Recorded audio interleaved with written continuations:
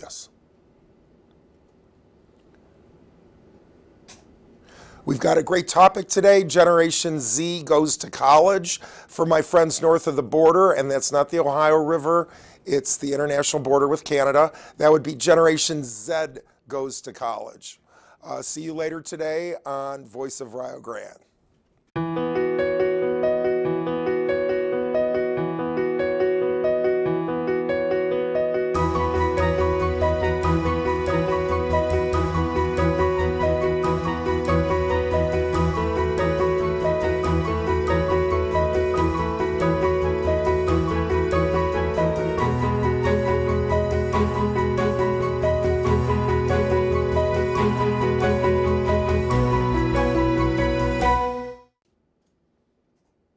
Good afternoon and welcome. I'm Richard Sachs, Provost and Vice President for Academic Affairs at the University of Rio Grande and Rio Grande Community College in beautiful southeastern Ohio.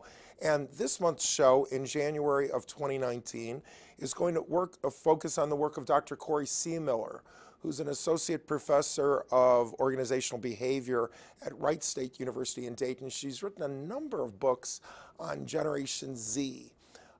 Generation Z, again, is the generation born between 1995 and 2010. So those students are now between the age of 8 and 23. So you can see that much of our traditional age students are now Generation Z rather than Generation Y, better known as millennials, or Generation X. Again, as a baby boomer, my generation ended with births in 1965, and Generation X is 1965 to 80.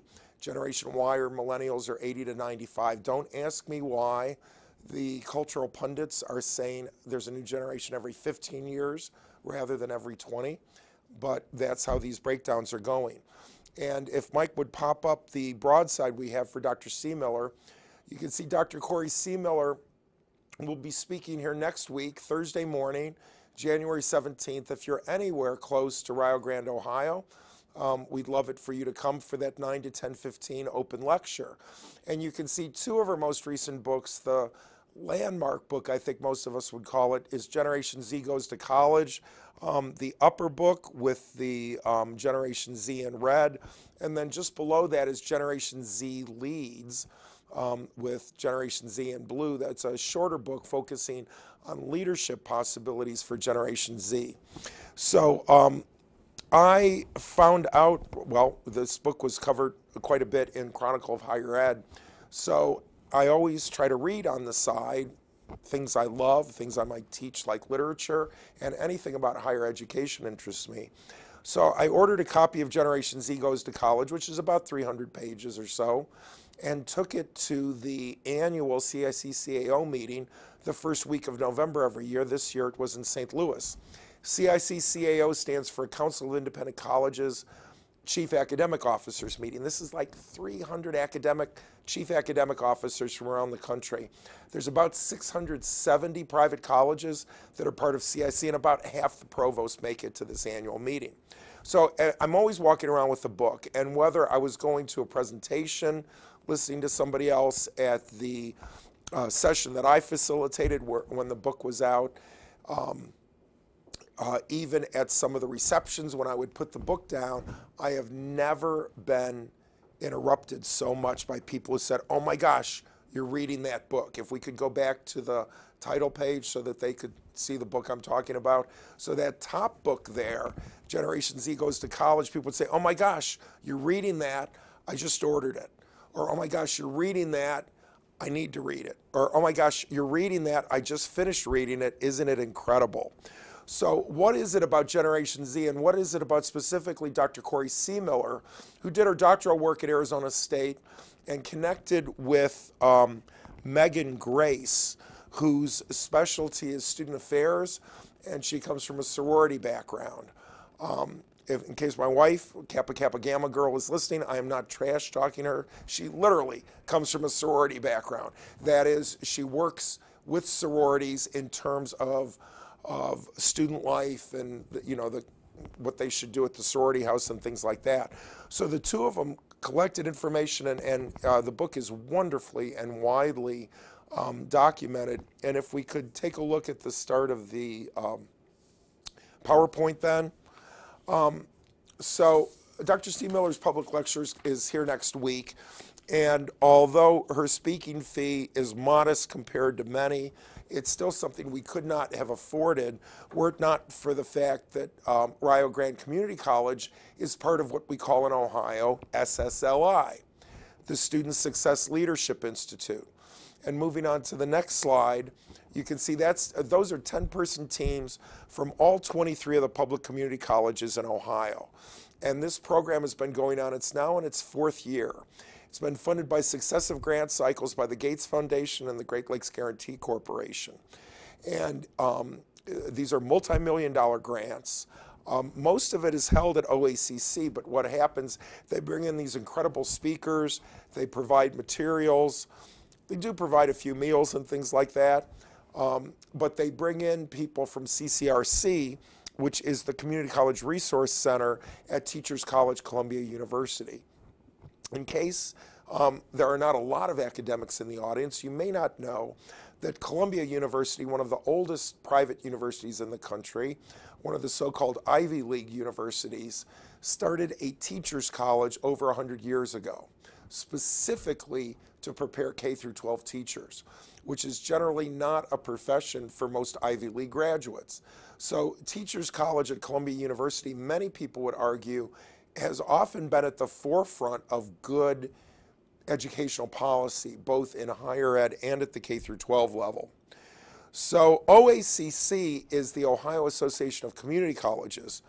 Jack Hershey is our president. Mike Snyder, not our Mike Snyder from Rio Grande, but a different Mike Snyder, is the chief academic officer. Laura Rittner is the head of the Student Success Leadership Institute project. So what OACC does is they are our professional organization. For example, I meet with the other 22 provosts once a month at the OACC offices in Columbus, which is wonderful. Everybody knows the great thing about Columbus. Anywhere in Ohio, you're never more than 2.5 hours away. So everybody can generally get to Columbus and back on the same day. OACC is our lobbying group. So they are the people who go to the State House in Ohio, talk to the reps, talk to the state senators, provide strategic direction for Ohio's community and technical colleges, representing the member colleges at state and federal levels, promoting the benefits of community college to the citizens of Ohio, providing opportunities for trustee development. Isn't that a fascinating thing? Because trustees are generally taken from the alumni and from wealthy people in the region. Are they prepared to be trustees of a college? What does that mean? So they always do, I think at least twice a year, some trustee workshops, and generally finding grant opportunities and trying to provide them for the community colleges. So about 4 years ago, when I was relatively new to Rio Grande, we were told we could apply to be part of SSLI. And it was one more thing, but it seemed like a really good idea, so we did it and were approved. And I've always had the deans and the associate provost, the registrar. You have to have somebody from English, somebody from math. And we've had those faculty members. We've had various academic advising people, VP of the community college. And initially we met every other month. Now we're meeting only several times a year, but we've had the opportunity to meet with some national educators, and there are some major themes that are part of SSLI, if we can go to the next slide. So these are the three major linchpins of the SSLI: guided pathways, intrusive advising, and improved on-ramping. Let me talk about each of those. Excuse me. If you're my age, you had what we have often called the shopping mall curriculum. So for example, I needed 32 courses to graduate, 13 needed to be in my major. And then of the other 19, I think 6 or 7 were gen ed, and I could select from those. Even now, for example, our sophomore level humanities requirement, you can take a philosophy course or a humanities course or an English course. Any of them will fulfill the same thing. That's classic shopping mall, right? Just like a shopping mall. I can buy shoes here, or I can buy them here, or I can buy them here. And everything's a la carte. You just pick what you want. Guided Pathways is totally different. Many students, I know I love selecting courses. And I got through college in 4 years, undergrad, but there were 10 courses I never found room to take. So for me, every term as the courses came out, and they were printed back then, and you'd look over the courses and figure out what you wanted to take, many students now, they just want a job. I want to be an accountant. I want to be a teacher. You tell me. So on the one hand, if you really like creativity in terms of students selecting what they want to take, then you're not a friend of Guided Pathways. But Guided Pathways provides a clear pathway through college and into careers. And that way we provide program maps for each of the majors. For example, our business school has really adopted Guided Pathways. So instead of having separate majors in finance, marketing, management, accounting, and 4 or 5 areas, you just have a single business management major, and you do intake with that course, and then perhaps let them specialize with minors. But again, everybody in the business major takes relatively the same courses, the same terms. So Guided Pathways is one linchpin. Intrusive advising. Instead of just letting students show up and be advised when they want to, actually build structures in to demand that they come. For example, if you've taken a composition course recently in the last couple decades, it's very common in a comp course, you have to come to office hours twice a term.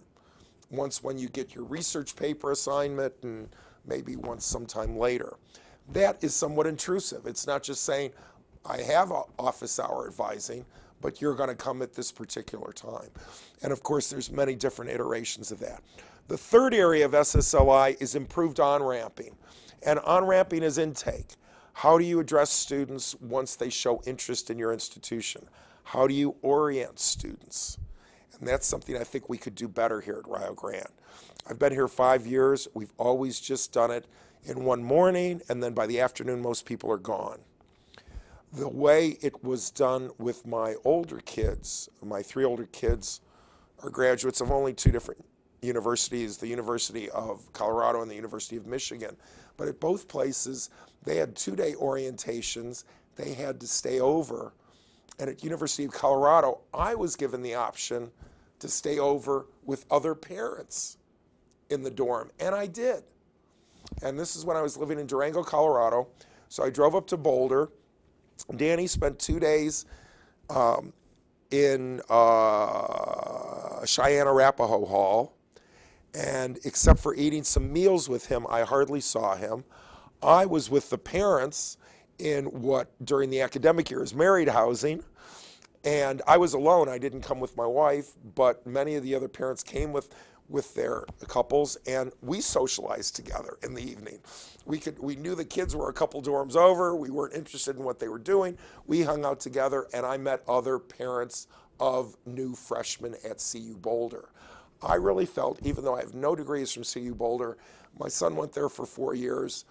I was oriented very well there, and I really feel, a kinship to CU Boulder in a way I never thought I would, because I knew very little about it till he started there in 2005.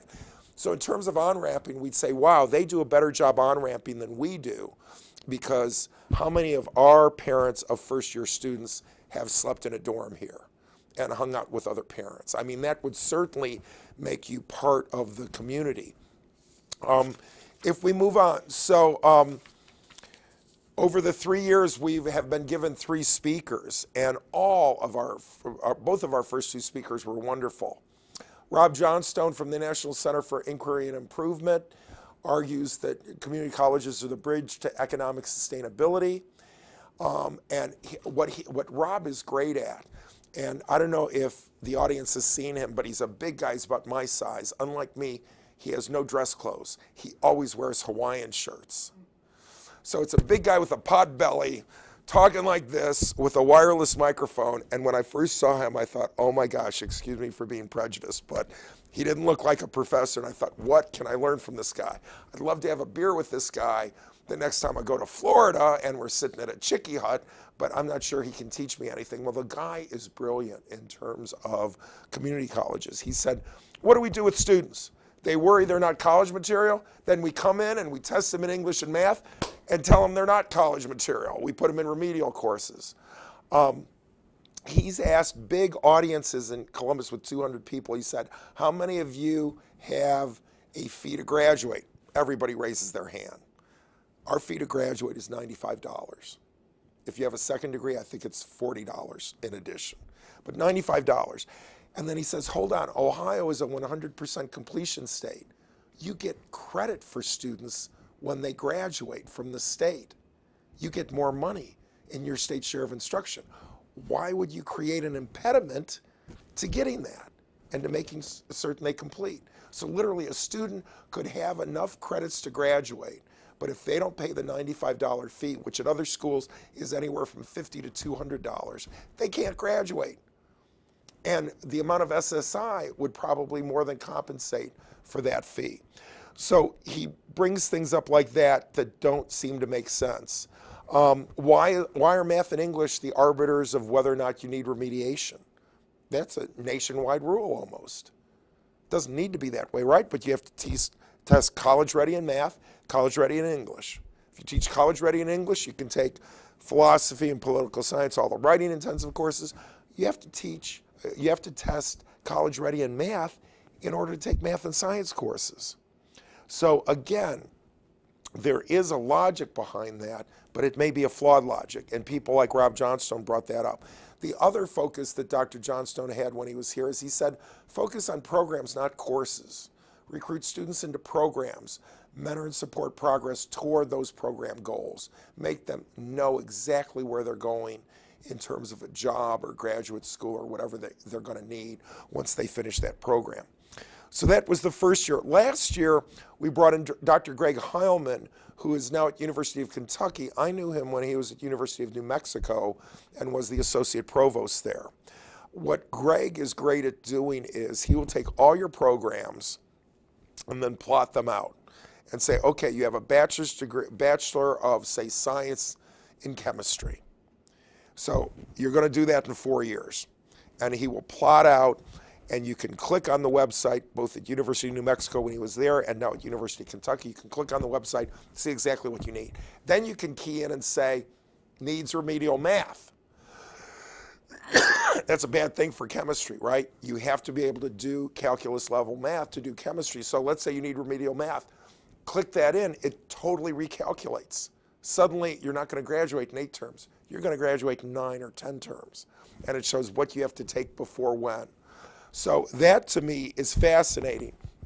And he's done that at both UNM and at Kentucky. He showed us ways of doing that. We haven't really followed up on that, but it gave us a lot of food for thought. Let's move on now to Corey Seemiller's work. So I've just hit some of the highlights of, this is their first text together, Generation Z Goes to College. So first of all, she says, pay attention to changing demographics. And she talks about some of the frustrations of teaching Gen Z. Again, those students who are up to age 23. We're competing with their cell phones in class. We're being Google fact-checked during lectures. That has actually happened to me. Even though I haven't had a teaching load since 1995, I always try to stay in the classroom. I taught a class this fall. I teach at least 1 to 2 classes a year. And I've actually had students correct me from the audience and say, oh, Dr. Sachs, I just went on Google, you're wrong. And at times I haven't handled that well. I've said, actually, the internet is only right 93 to 95% of the time. I think you're in that 5 to 7% area when actually the internet is wrong. And here is the example that I'll give you.